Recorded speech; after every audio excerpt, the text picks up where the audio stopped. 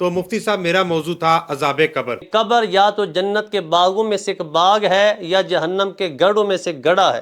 3 سوالات ہو گئے، اس کے بعد میت کے ساتھ کیا معاملہ پیش آئے گا؟ زندگی اچھی ہے، اچھے اعمال ہیں تو اچھے حساب ہے، بری زندگی ہے تو برا انجام ہے۔ اسی طرح سارا کچھ ہوگا، سوچ سمجھ بوجھ ہوگی میں کہاں پر ہوں، لیکن توفیق اس منافق سے یا گناہگار سے اللہ توفیق چھین لے گا، یہی اس کی قبر کو دوزخ کا گڑھا بنا دیا جائے گا۔ السلام علیکم، آپ دیکھ رہے ہیں اسلامک گلوبل اسٹوڈیو۔ آج کا ہمارا موضوع ہے مرنے کے بعد انسان کے ساتھ قبر میں کیا معاملات پیش آئیں گے۔ اس پر ہمارے ساتھ بات کریں گے جناب مفتی شہزاد، اور ہمارے ساتھ آج ہمیں جوائن کیا ہے ایک نئے مہمان نے، علامہ عمر حجاز صاحب نے۔ ہم آپ کو اپنے پروگرام میں ویلکم کرتے ہیں جی، خوش آمدید کہتے ہیں۔ تو ہم بڑھتے ہیں اپنے پروگرام کی طرف، اپنے موضوع کی طرف۔ تو مفتی صاحب میرا موضوع تھا عذاب قبر۔ اچھا مفتی صاحب، اب میت کو قبر میں اتار دیا گیا، اب اس کے ساتھ کیا معاملات پیش آئے گا؟ سب سے پہلا مراحل کیا ہوگا میت کے لیے؟ برزخی زندگی کا آغاز ہو جائے گا۔ اور برزخی زندگی کیا ہے؟ موت اور قیامت کے درمیان کی جو زندگی ہے اسے برزخی زندگی کہتے ہیں۔ قبر کی جو زندگی ہے یہ برزخی زندگی کی ابتدا ہے۔ اس کے اندر سب سے پہلا کیا ہوگا؟ سب سے پہلا اس کے پاس منکر نکیر آئیں گے، حدیث پاک میں آتا ہے، اس سے سوالات کریں گے۔ اور وہ سوالات کیا ہوں گے؟ من رب کا، تیرا رب کون ہے؟ ما دین کا، تیرا دین کیا تھا؟ ما کنت تقول فی حق ھذا الرجل، اس پیاری ہستی کے بعد حضور کا چہرہ سامنے ہوگا، ان کے بارے میں دنیا میں کیا کہا کرتا تھا، یہ سوالات کریں گے۔ اگر سوالات کے جواب صحیح معنوں میں دے لے گا تو فرمایا اللہ پاک اس کی قبر کو جنت کا باغ بنا دے گا۔ تو پہلا اس کا آغاز منکر نکیروں کے سوالات پر ہے، اس کی اچھی زندگی پہ عمل درآمد ہے کہ اس کی خوشی یا پریشانی کا دار و مدار اس کی زندگی ہے۔ زندگی اچھی ہے، اچھے اعمال ہیں تو اچھے حساب ہے، بری زندگی ہے تو برا انجام ہے۔ یاد رکھیے اللہ تو ہر چیز کو جاننے والا ہے، وہ جس طرح بھی کہے گا، جس زبان میں کہے گا، اللہ پاک اس کو توفیق دے گا۔ اب کس زبان میں کہے گا، کیسے کہے گا، یہ اللہ ہی بہتر جانتا ہے۔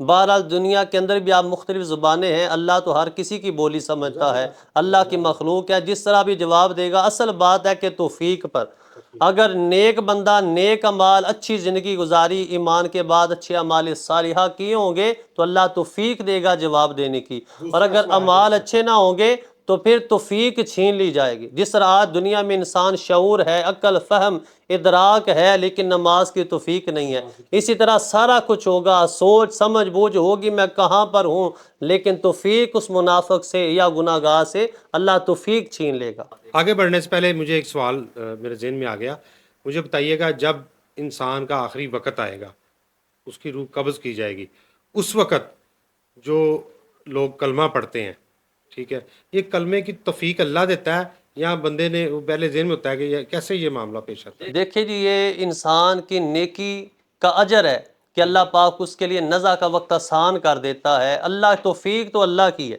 اللہ کی توفیق کے بغیر کوئی شے ممکن نہیں۔ اللہ توفیق دیتا ہے تو زبان پہ کلمہ چڑھتا، اگر نہیں ہے تو توفیق نہیں ہے تو پھر نہیں۔ اس وقت کون سا کلمہ پڑھنا چاہیے، کلمہ طیب یا کلمہ شہادت؟ جو بھی لفظ انسان جو اس حالت کے اندر ہوتا ہے، نزع کے وقت اسے معلوم نہیں، اللہ کی طرف سے انسان زندگی کے اندر جس ذکر کو کرتا ہے اللہ اس کا خاتمہ بھی اسی ذکر پہ کرتا ہے۔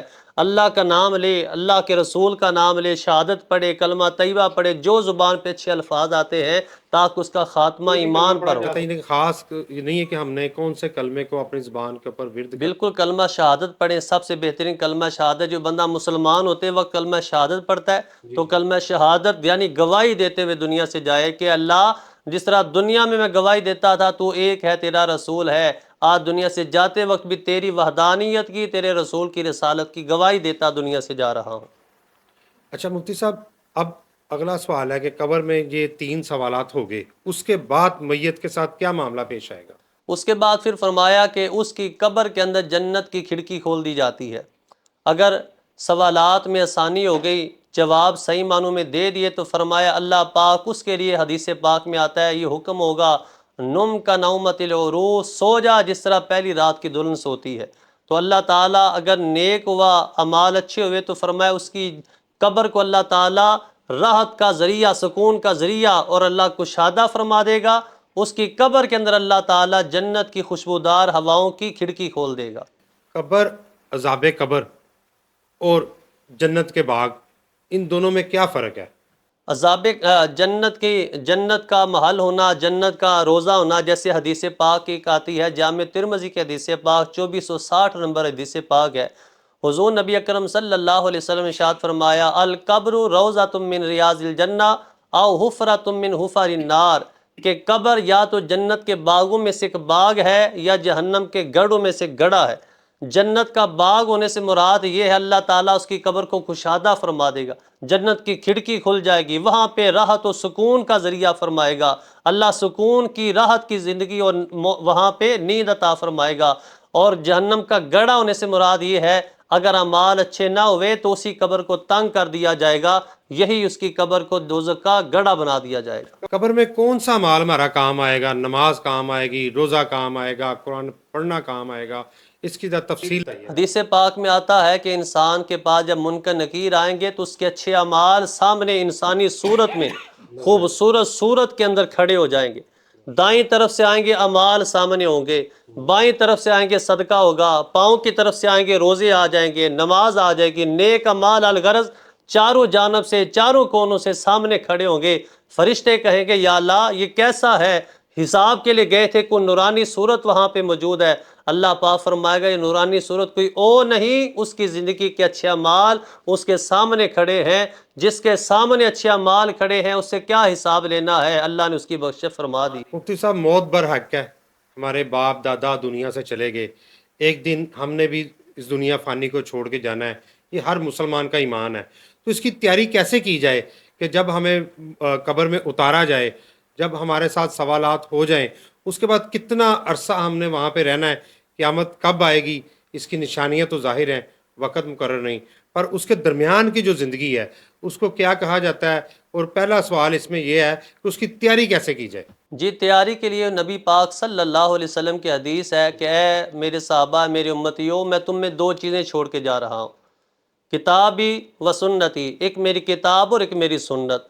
کتاب سے مراد اللہ کی کتاب، ایسے پڑھو، اس کے احکامات پہ عمل کرو، اور پھر میری سنت پہ عمل کرو، دین پہ عمل کرو، صدقہ کرو، نماز پڑھو، اچھے اعمال کرو، یہ قبر کی ساری تیاری ہے۔ اور پھر جب انسان قبر کے اندر جائے گا تو اب قبر کے معاملات ہیں کہ قبر اس کے لیے کیسے وہ جنت کا دربار، جنت کا محل بن جائے گی، جنت کا ذریعہ بن جائے گی یا دوزخ کا ذریعہ، یہ اس کے اعمال پر ہے کہ اس کے اعمال اچھے ہوں گے تو اللہ قبر کی زندگی آسان فرما دے گا، اور اس زندگی کو برزخی زندگی کہا جاتا ہے۔